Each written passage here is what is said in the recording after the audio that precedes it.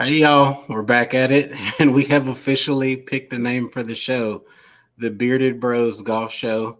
I'm Rod, and this is Marcus. welcome in, guys. Topics for the week: we have a couple of other first-time winners on the PGA Tour. PGA Tour announces changes to the 2024 season. Still a little bit sketchy on some of the details, so we'll walk through some of those as well. Ton of golf kicking off. I mean, it feels like every tour on the planet is playing right now, and some extra stuff with some college golf mixed in there earlier in the week. Let me see what else we got. Some fashion choices. Seeing a lot of joggers on the course this year, more than previous years. We're going to talk about it, and I have a surprise topic for Marcus at the end, sports related, but not necessarily golf. So let's get into it. So we have two first time winners. We have a lot of parity going on the PGA Tour with Curt Kitayama winning his first tournament. He's been hanging around leaderboards here in the last year. We've seen his name up there, but not able to secure the deal. He's able to do so today. Course looked like it was playing incredibly tough at Bay Hill. What did you think about Curt Kitayama winning? Do you think he's going to be a multiple time winner, or do you think this was a flash in the pan? Um, don't know about multiple time winner because it seemed like that was so gritty and such like a lot of things had to happen for him to end up winning after shooting like even par for 2 days in a row. Like, kind of just withstood the charge. Now I feel like if a John Rahm, like who just got done winning, if they had like made a better charge, who knows if they don't fold under pressure. So I think it was kind of like along the lines of what we were talking about last week or in previous weeks, where we were saying so much parity and anybody can get hot and win and everything like that. So I mean, matter of fact, one of his birdies he had before the trouble and stuff, it was like a 46-foot birdie putt. And then after that, Yeah, he didn't do anything until 17. So you just never know. But looks good yeah. on him. And it was the Hayden Field or whatever. So big purse. So he's set, and then of course PGA Tour already exempts him for this season and then the next season. So can set up some things, invest some money, and still kick back some and have fun. So I think he really did what he was supposed to do, Yeah. regardless of what the stars were doing around him.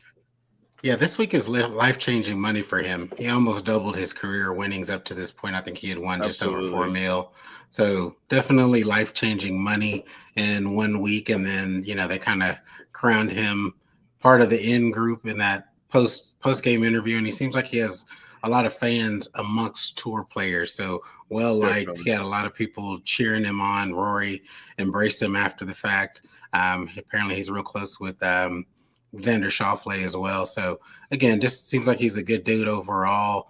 Real humble. Looks like he's played overseas on the DP World Tour and fought his way into this position. So kudos to him. Never a bad thing to see a guy, kind of cross that lexicon and just take a victory. It's a huge win. Definitely. Again, I think these elevated events or designated events are really creating the drama that the PGA Tour um, intended. They're Right. getting the stars in the mix. And we'll come back to that because I do want to touch on kind of more on this particular tournament and how the designated events are working. But over there in Puerto Rico, which is an amazing, beautiful island, they played the Puerto Rico Open with Nicolas Echavarria from Colombia winning his first tournament as well. So a lot of first time winners coming through this year and really the last couple of years. Last year it was Scotty Scheffler's time to shine, and so we're seeing the new players coming into the fold and dominating. So I don't know much about Nicholas Echeverria. Do you, any thoughts on him or that tournament over there running kind of parallel to the Arnold Palmer? Congrats to Mr. Echeverria. I mean, the most I can say really is, I mean, it's just like what we were talking about. It's a lesser event. Like, it's like kind of like if you're not watching the AP, you're watching later on in the day on the weekends, or I think they were running the coverage for Puerto Rico earlier than they were the AP. So, like, I mean, a couple years back, Jordan Spieth had like a hole in one during like a rainy round or something like that. It's about all I remember from there. So Yeah, I mean, congrats to that young man. a lot of these courses, along the water aren't particularly unique. I mean, a lot of them are flatter. I didn't get to watch a lot of the coverage. My eye was trained on the big event, and honestly, the first couple of days, Definitely. the coverage was spotty on the Puerto Rico Open. They weren't getting. I saw them come on early on Thursday and Friday, but then they cut it for the rest of the day, so you didn't get a lot of Yeah. TV time. Going into the weekend, they did get full coverage on Golf Channel, particularly the latter parts of the round. So kudos to him. Actually, Batia getting his tour card coming in second. I think he went just kind of blackout, just killing it on the back nine of today. So congrats to Yeah. him. It's good to see young talent starting to spring up here on the PGA Tour. So let's jump back to that kind of designated event and Arnold Palmer. Again, the stars were out. A lot of big names on the leaderboard this Sunday Yep. and yesterday. I mean, really throughout the tournament, the big names are there. So it's awesome to see that. And then next week we have the players coming up. You got any early picks on who you're looking for, whose game's trending in the right direction for the players? We know officially Tiger Woods will not be playing the players this coming week. Who are you looking for to win, and maybe just top two that you're looking for? Um, well, I think JT is trending up. I think he should be strong pick for top 5. I think a guy like you can never count out a guy like Tony Finau. Tony Yeah. Finau, I feel like he's well on his way. I mean, he went back to back last year, really solidified himself as a top money maker, top name getter. I think he is somebody you need to look at as like a dark horse. But even then, Tony Finau has won so much of late, can't even really call him that. Um, I think Jordan Spieth is trending up. That was an insane Yeah. run he had until, it started slipping away. But, if he can just get that reroute or whatever he's doing up top together, I think he'll be I think he'll be He's all been right. working on that. He's been working on that You for a know, couple of years now. yeah, I about a hope year he and a gets it half. together. Him and McCormick, they need to get that together. But yeah, it's just so much parity. I can't really point one name out. I like a lot of these guys, and with the featured pairings that they're going to kick up, it's going to be a time where it's like I don't necessarily want to miss any of the coverage. So I think they Yeah. are in a good spot, and I think it's going to be a fun week all the way through I and hope through. I know they were talking about it getting a little bit cooler now that they're hosting this tournament a little bit earlier in the week. Weather did Yeah, cooperate, this week in Orlando. We shall see. I hope it isn't as severe as it was last year, where there were a lot of delays and weather really affected the tournament with Cam facts. Smith winning, not able to defend this year, clearly being a part of Live Golf. So it is, to me, it is wide open. Who the heck knows? I am enjoying the stars performing consistently. I mean, the only one that really just kind of flailed this week was John Rahm. Which was interesting because I posted a reel earlier in the week about him. He had given an interview saying when he's at the top of his game, could he be defeated? And he said no, just a flat no. Clearly, he was not at the top of his game this week. He pointed to the course being tough, which it's tough for everybody. So to see him kind of crumble this week, it was very disappointing because I am bullish on John Rahm, but this Yeah. just wasn't his week. We'll see if he makes a return. Maybe I'm wrong on this. You can probably tell me a little bit better. I think the players, the stadium course sets up more for people who have a draw bias. I don't know. You typically see a lot of right to left holes out there. I'm looking for Rory McIlroy Yeah. to step up. He's been trending in the right direction for quite some time. He loves to hit a big swoop and draw. Yeah. So I don't know. I think wedges Rory's my are guy. huge. Yeah, wedges And are I going to be think huge this week. and that's the thing about it, and it's funny you brought up Ram kind of fumbling. Bro shot a 65 first round and then went Yeah, 76 even and then over par again. Like bro finished +2 for the week. Like I don't know what happened between Thursday night and Friday morning, but bro folded. But yeah. Yeah, I think the weather got in his head a little bit. Yeah, I don't know about the players because I don't know if it really. I mean, yes, the draw is good because you got holes like number 2, the par 5, number 16, that par 5. Both of those are for sure right to lefters. Number 18, but then you got holes like 14, 3, 4, where they kind of play like straight or like a slight dog leg right back.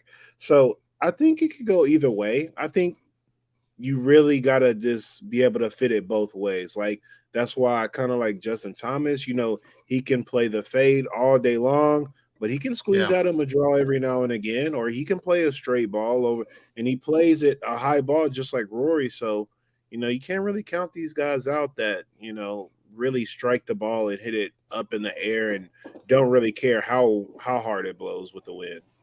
right. Yeah, and I think with wind, JT, his game fits wind and weather, so he had a good kind of Definitely, strong. I think it was second or third round this week, and he said the wind definitely helped him out just with his ability to be creative with his shots, keeping it low, going high, or riding the wind, or kind of fighting against it. So we'll see. We will definitely see. I'm excited, most looking definitely. forward to it. I mean, we're in the prime of the golf season. Masters will be right around the corner. We're in March the will be thick of it. over before, right before we know it. I even like the Valspar. It's kind of an off week for Definitely, most people. I like the Valspar. It's a fun it's a tournament to tough me, kind of course. old school setup. Oh hell yeah! Players really rave about the layout out there, so it'll be interesting to see how many people show up to that tournament, and we'll go from there. It'll just be fun the next few weeks. Honestly, golf is Got the killing it match right play now. too, Squeezed in there, it's bruh. nuts. It's And the nuts. Valspar has like the featured hole thing. Right. Um, like the Cobra pit or something. I Oh swear to yeah, God. yeah. I know what you're talking about. With the little See? every tournament's got its kind of, what is it, trademark, stretch of Yeah, holes. like that little Snake segment of pit. I don't holes. know. We'll, Yeah, something like that. Swear. okay. Something fun. It's cool. But Definitely. so yeah, so let's move on to the next one here. So the changes with the PGA Tour. So they're going to go to more what's the word? Designated events, in terms of changing the format of the designated events. They said the number might drop to 10. That's kind of the number that got tossed out this week, with fields Okay. of 70 to 78 with no cut. The live trolls came out and said, what, welcome to the party. Rory came back and defended the concept and said that, no cut events, and there's a precedent for that. The WGCs have always been a no cut Right. event. So I hate that the world that we're in right now, it's just the nitpicky and it's like gotcha type crap. What are your thoughts on the changes? Again, I've already stated, I think these events are panning out greatly in terms of viewership. The product that they're putting out is very good. What are your thoughts on the changes for 2024? Yeah, I mean, as soon as the news came out that they were going to make, select field 70 to 78, I thought first thing that came to mind was WGC events. That's the equivalent. That's what they're going to do to replace it. Um, and I'm all for it because now they have more to do. Excuse me. They have more of those events, and it's all for the PGA Tour. So now these guys that aren't necessarily in the top world rankings are still going to get an opportunity to get in some of these fields just based off of what they're doing on the PGA Tour. So I think that bigger prize pool, no cut. Yes, you can, mess around a little bit if you don't feel like you're going to compete it off of that first round, but still, like there's still, just like what you said, a president's, and I think it's going to be still very, very competitive, going for 3, 4, 5 million, for as the purse for winning. So I Yeah. think it's going to be a slam dunk, especially since there's going to be more of it than just 4 events, everything, and it's going to be worldwide or international and so stuff like that. Yeah.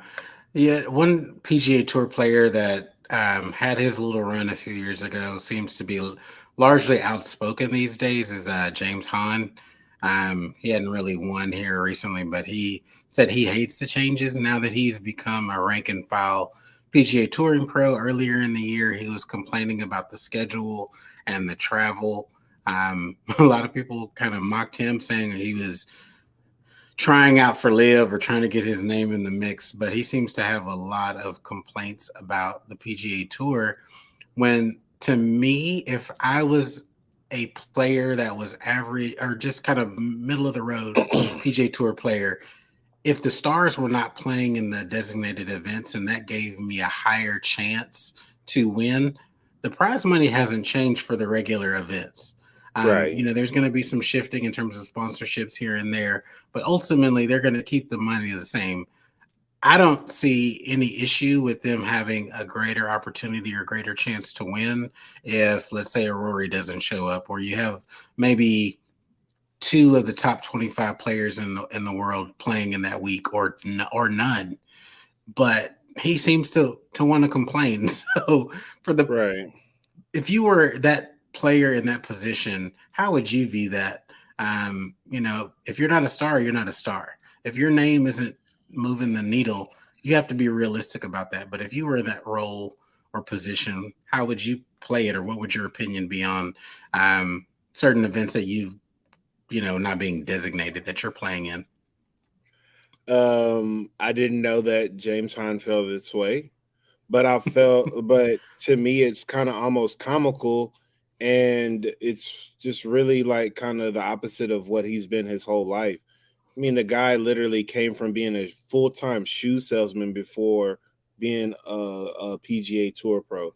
So it's not like he hasn't done this grinding thing in before. It's like, brother, if you do the work, you're going to get in the status and you're going to get in these fields and the money's already going to be there. So now that you're later on in your life and, you got to worry about your family and stuff, I think you should be trying to make your time more valuable so that you can get better status, set your own schedule, and be able to play in better, bigger purses events. So I Right. think he shouldn't have really said anything. And I understand why they mocked him, because he's going against everything that we know him for. I mean, like, you got to think about it until he won the Genesis Open or whatever in a playoff in the rain with like a 12-foot left or right slide and putt. Like, I mean, like, you grinded it out and now you want it easy. And I you might be headed to Live, to be honest. You know what? Next subject, man. No, I don't want you to get aggravated to you. Golly. Uh, So let's talk about some fashion that we're seeing out here on the course a lot here. I Yes, mean, sir. again, the dang joggers. I don't have necessarily a problem with jogger style pants, Mm-hmm. but the style we're seeing these days, and it's something about it. We're seeing a lot of ankle. I mean, we're seeing whole ankle bones, and I don't know, man. I don't like it. I definitely don't like shorts on the course for professionals.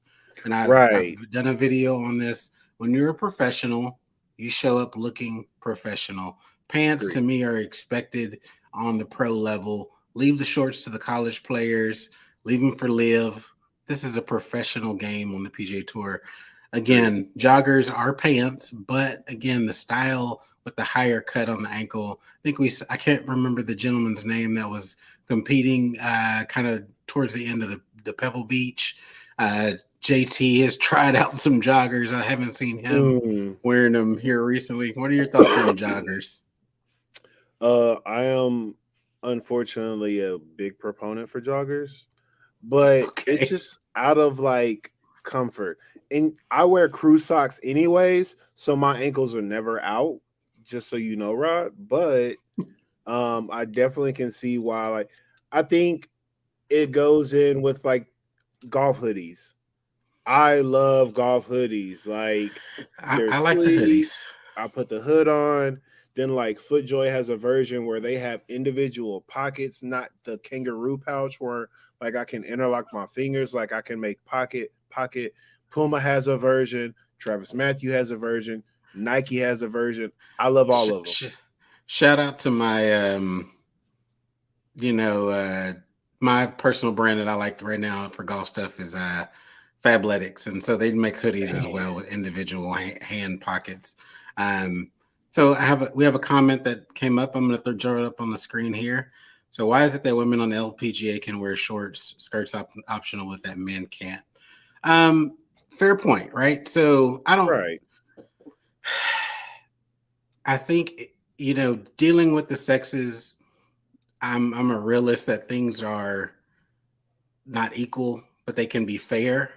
I know a few years ago, the LPGA really ratcheted down dress code on like plunging necklines, um, even I think sleeveless stuff. They were really cutting back on, and so I don't know.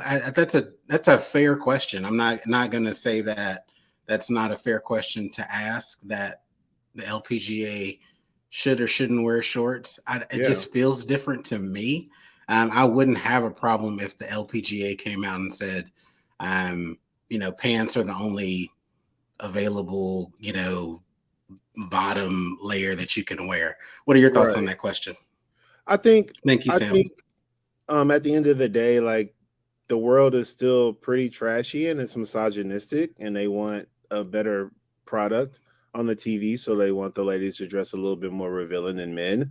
I mean, of course, men, you don't want to see ghostly pale hairy legs from men anyway, so I definitely understand they need pants, but I don't know. I agree with Rod on this. I That's a tough question to ask and answer, but it's also one that needs to be asked because why are they allowed to wear this and why is it acceptable for them?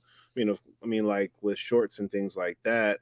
But I think also like they still find a way to look professional. I feel like the men that were in live that were wearing shorts and things like that, the shirt was untucked. Like they literally were like, I don't know. To me, it just seemed like around with the bros. I don't feel like Yeah. that with the LPGA, but that is Yeah. a very good question. Yeah. Thank you for the question. It's a tough one. I have to put some definite thought into that in terms. Right, I'm like, just I think I thinking might look about. through their guidelines or something about that. Yeah, because typically it still looks professional, even with the shorts. They're typically either they're hemmed, they're well done. You don't necessarily see sloppy shorts, like you said. The live guys are wearing the shirts out. Um, Definitely. you know the the the socks are a little bit higher. I think it's just a different look. Men's fashion is slightly different than women's fashion, but again, I wouldn't have a problem if the LPGA said no. Pants are what we're going to wear, and that's what it is. I would not have a problem with that, but I agree. Some of it may be packaging in terms of marketing and being more appealing for TV. That could be a huge part of it. So, good question. Awesome. I do want to bring up something that we talked about. It was either last week or the week before last. It's the PXG ball that came out. Now that a Right. few reviewers have actually touched on it, I've seen a review from Rick Shields, Mr. Short Game. There was another one that TXG up in Canada. They did a video on the ball, and everybody's opinion of it was very different. Rick said the deal was very hard. The ball was very hard, and that he couldn't putt with it. Felt hard off the club, even lost yardage off the driver. That was not the result from the other testing from other people, and their comparison was more in line with the Pro V1X versus just the Pro V1. But to me, in my brain, after seeing multiple reviews, it just solidified why golf is such a personal game, whether it comes down to equipment, ball choice, that different swing characteristics coming off of the club that create different things for people. So what are your thoughts on ball choice and three different reviews from people that I would say are reputable, but all different results? Yeah. I think you gotta it's just like what you said, it's a personal battle because you gotta think about what clubs we're using. Me and you personally know that we Forge is gonna have a better feel, better reception. Everybody not be might not be using that. They might be using cast, they might not have that same reception. So a ball that's harder might not feel as hard because they have a cast club. They're not feeling it as much as us. But As far as ball choice goes, it's such an individual thing that even people's hierarchy of balls is different. Like, I mean, I would feel like as far as production and overall quality, Bridgestone's probably the best ball to me, but a lot of people still think Titleist has the best ball. And then a lot of people think TaylorMade has a really good ball. And then, of course, you I got your dis Callaway stands. I Go ahead. disagree with the TaylorMade part of it. So I played TaylorMade TP5 for a long time, probably a good Hmm. part of 2 years, and the inconsistencies in that ball, just from ball to ball. So after I started realizing that, I'm like, that didn't go the distance that I thought it should have went, Oh, or agreed. and then I kind of caught a couple of videos testing it out. They would do like a buoyancy test, and the center was slightly off on 10, 2 of the 10 balls in a pack. And I was like, yeah, I can relate to that, because you just get Hmm. some hits, so you're just like, what's going on with that ball? So Right. I agree. Bridgestone and Titleist probably 1A. Hard to pick between the two. The longest time we knew, the rumors about Tiger playing the Nike ball that was really just a Bridgestone ball, or Bridgestone produced the Nike balls.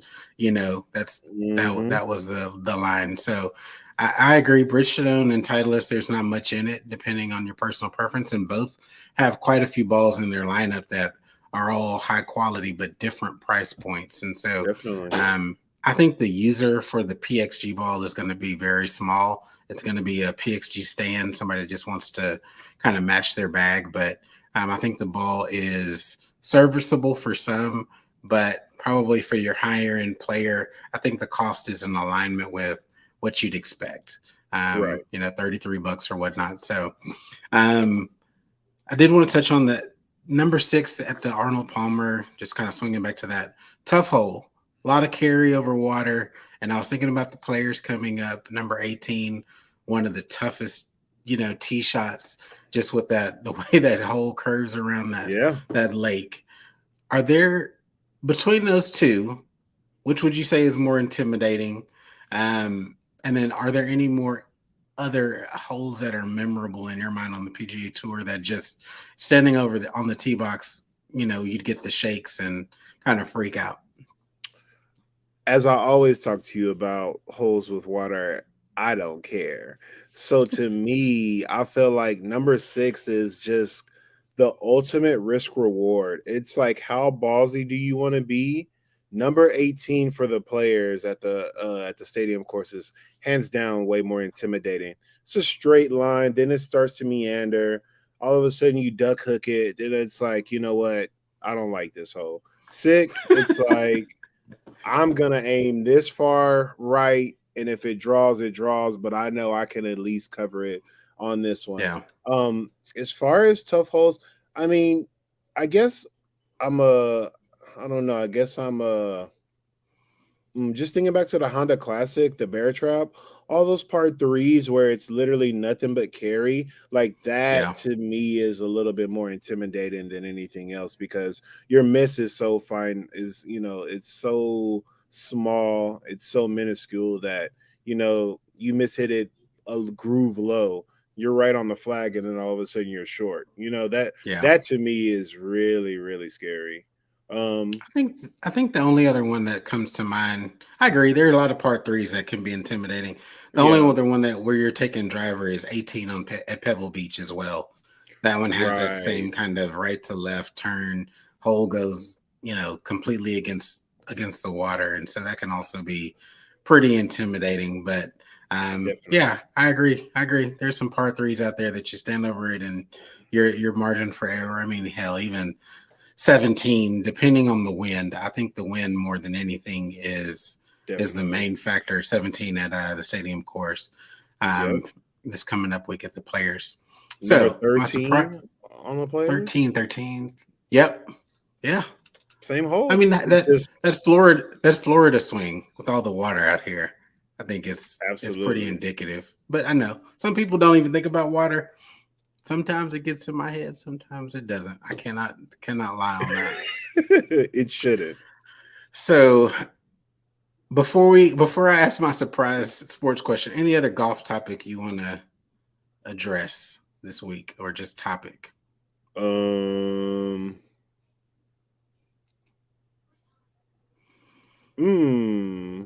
If so, for your next golf trip, where would you think about going, and what time of the year would it be? Would you want to do Well, like a fall or spring, or would you want to do something in the middle of the heat but somewhere northern? is this real life or hypothetical? Because I have a golf trip coming up that's booked, and it's one that I have with my regular golf group. We Oh, go okay. every September, the week of Labor Day, and we've been rotating around. Last year we were in Orlando. Year Mhm. before that we were in Scottsdale, Phoenix area. We missed because of the pandemic. Prior to that, we were in Florida. I forget, God, no, Tampa Bay area. Tampa. Tampa. So this year we are going to Vegas in September, Okay. and so that'll be fun. I do have I would say my preference would be early summer for most courses. For the kind of the perfect golf trip, I don't mind super hot, honestly. Yeah. That does not bother me at one bit. I mean, we're from Texas, and so we're used to 100-degree heat. I will play. I'm not a cold weather golfer at all. I don't do a lot of rain. That's just not my thing. I don't have fun in that weather. It's not. I lose something from that. But I am intrigued by Michigan or Wisconsin golf. Right. You So see that some list, really, yeah. Kansas, the number one overall ranked state. How believable is that? We're gonna have to. We're next We'll week. double We'll back put to that. that. We'll double back and we'll get that Yeah. up on the screen and let people, because that had a cost perspective and But it was still, some though, questionable things. Yeah, yeah. We'll talk I about was that. on the list. Places Idaho's that you on the would. list. I know. I Idaho's know. on the Place. list. I don't know. That's questionable to me. We'll get into that list. I think that bears Uh-huh. some deeper discussion. So let's Yeah. jump into this surprise topic or just kind of extra kind of OT bonus stuff. Okay. So this week in NBA stories, John Morant. I'm wishing this, like things keep coming out about John Morant that bother me. Um, this week was him flashing a gun on IG. Prior to that, earlier in the year, there was an incident with the Indiana Pacers staff and kind of a red light beam Goofy. possibly attached to a gun. Uh, there also was a story this week about him fighting with a 17-year-old, Last summer. possibly flashing a gun. Yeah, it's just like these stories keep coming out. What's what what in your mind is going on with John Morant, and does he get it corrected before he messes himself up? I think uh I hope he gets it together, but it's not looking very optimistic for that, because the incident, like, well, to me it started, if you really pay attention, it started over the All-Star break, not this one, but the past one. He said he was like at the All-Star game, in the game, still drunk from the night before, all tequila from going out, and he was here to have a fun time and stuff like that. And it's like, I get it. You're an all-star. Like, you're about to be in a game. Like, you do that on your vacation after the fact, and then you might IG live with a one drink, two drinks in your hand. So he I said think this in he's an good. interview, like publicly. This wasn't just some leaked comment. This was Yeah, it in came an out. interview. Mm-hmm. I don't know, man. Yeah. It's again, it's that suburban kid trying to be tough mentality, Right. and it's like, dude, you you got your life made. Just just be smart. You're a multimillionaire. You got your signature shoe with Nike. Early, I young. mean, Yeah. you're 23 years old and you got nothing but greatness ahead of you. Why do the stupid stuff? I don't get it. I just I just don't get it. Not, it's just crazy to me, because nothing about Demetrius Jamel Morant is anything about getting it out of the mud. You ain't getting nothing from there, buddy. You got it That's just straight off nothing. the. You got it It's straight just out of not the residential neighborhood, buddy. right. Exactly. That's just nothing to be proud of. At And all. like I said, I hope the dude gets it together before he throws away what can be a really long and lucrative career for himself. Right. Trying to appeal to people that can't do anything for him at the end of Yeah. the day. Because like So his story is already inspiring. He's 6'2". He was not highly recruited. He made a name for himself at Murray State. He took Murray State to the Sweet 16 or whatever. Had some crazy stats. The like he had a triple double in one game. He had 30 some in the next game, and then got drafted like number 2 overall. Your story is already inspiring. You have to do nothing grimy, anything of that nature. yeah, Everybody loves your story, bro. You came out, you was like, I didn't have any athleticism. I didn't have any explosion. I worked in my backyard with it. Then they show the footage of you actually working in your backyard with your dad. Like what yeah. you don't need to prove anything to anybody, bro. What is this? I know. I'm I 100% know. on that. It's pure goofy to me.